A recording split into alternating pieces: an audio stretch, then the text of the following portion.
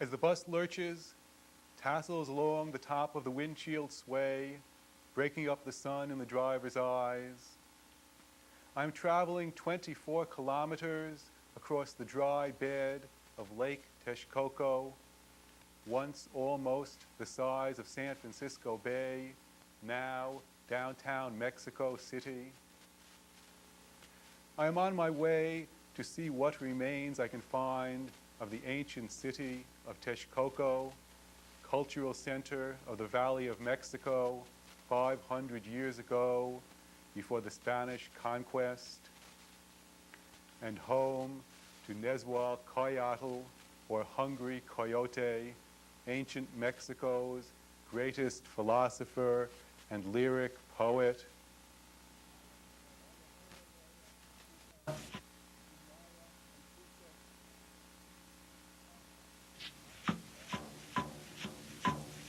Maya pewaloya nequiha, in Maya onquico. Friends, now let it begin. Now let there be music. Aya oya, God has arrived.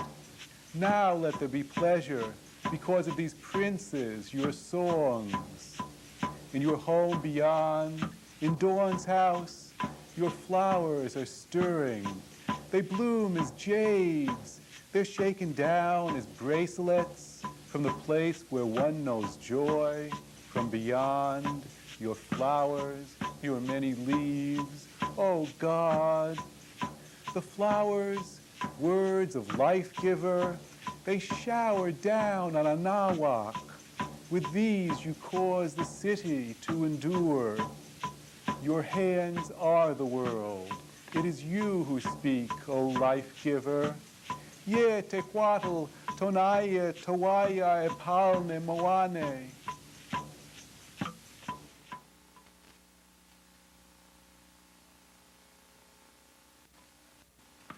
The driver suddenly brakes and yells at a cyclist who gives him a finger and speeds away. Above the rearview mirror is a plea to the Virgin Mary. I wonder whether the trip across the lake was faster 500 years ago by canoe than in today's traffic snarl. A small boy bursts into passionate song about a battle of Pancho Villa. The bus is suddenly quiet. After visiting Texcoco, I will continue on a few kilometers to the small mountain of Texcotzingo, Hungry Coyote's retreat, where ruins of hilltop gardens, rock-cut baths, sculptures, and a massive aqueduct system are said to still remain. We pass briefly by reeded wetlands, the last remnants of the lake. Modern Texcoco is a small textile city, population 65,000, about half of what it was in pre-Columbian times. At the entrance to town is a tablet marking the spot where, after conquering Texcoco, Cortez launched ships against Tenochtitlan. I find no trace of the 6-mile wall that once enclosed the urban center.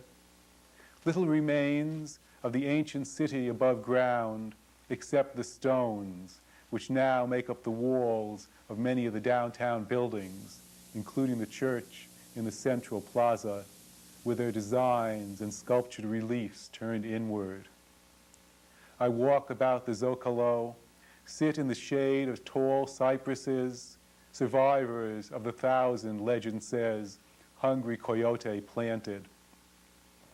On the feast of Corpus Christi each year, ancient dances are still performed here.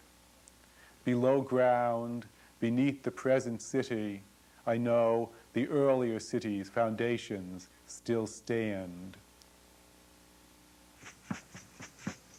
Nikayake, Sako, Towewe, our drums are ready.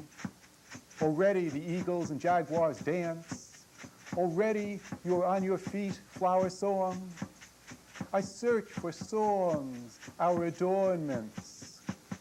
As a parrot, as a quechol bird, I fly above the earth, my heart drunk. I am a Quetzal. I arrive at the one spirit's place of rain. beautifully over the flowers. I sing and my heart rejoices. A flood of flowers covers the earth. My heart is drunk. Pitiable, I grieve, for earth is no one's home. I wish these warriors of mine, these Mexicas, these Mexicans were not so warlike. Destroyed are the Chiltepecans, weeping the Tecuantepecans. A comet showers down upon them.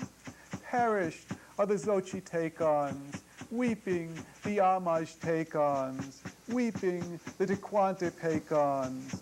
The warrior chiefs destroy our books. Only songs are our adornments. Take pleasure in this. No one has a house on this earth. We have to leave the fragrant flowers. Huelic, ye, Xochitl, ayo. Wandering people called the Alcoalwans arrived 1,000 years ago at this lake shore. Hunters and nomads from the desert, living in caves and wearing animal skins, the Alcoalwans found here a small community of Toltecs, refugees from the great fallen city, Tula. Led by the Tlatoani, Quetzalcoatl Topiltzin, the bringer of culture, the Toltecs had paid peaceful homage to the feathered serpent who lives in the wind and asks sacrifice only of butterflies and snakes. But Tezcatlipoca, the patron of the Toltec warrior orders, grew jealous and demanded human sacrifice. A mortal struggle ensued. Tezcatlipoca banished Quetzalcoatl Topiltzin, and the great Toltec civilization of Tula fell. Bands of refugees scattered everywhere in the valley of Anahuac, or Mexico.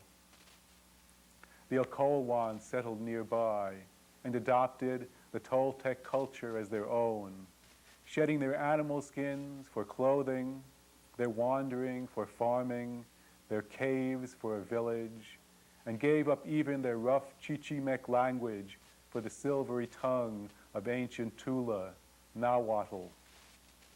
Several generations passed. The Alcoalwan village by the lake shore grew into the great city Texcoco, place of rest, where they revived Toltec learning and culture.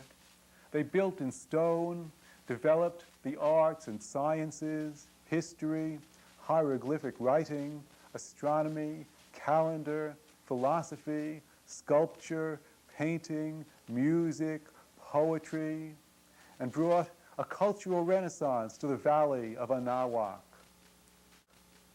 A score of city-states now circled Lake Texcoco, with Nahuatl as their common tongue, all now looking to Texcoco as the cultural center of the Nahua world. On the opposite bank, another wandering people arrived, the Aztecs. They too took Nahuatl as their mother tongue and began their own city on a barren island 15 miles away, Mexico, Tenochtitlan.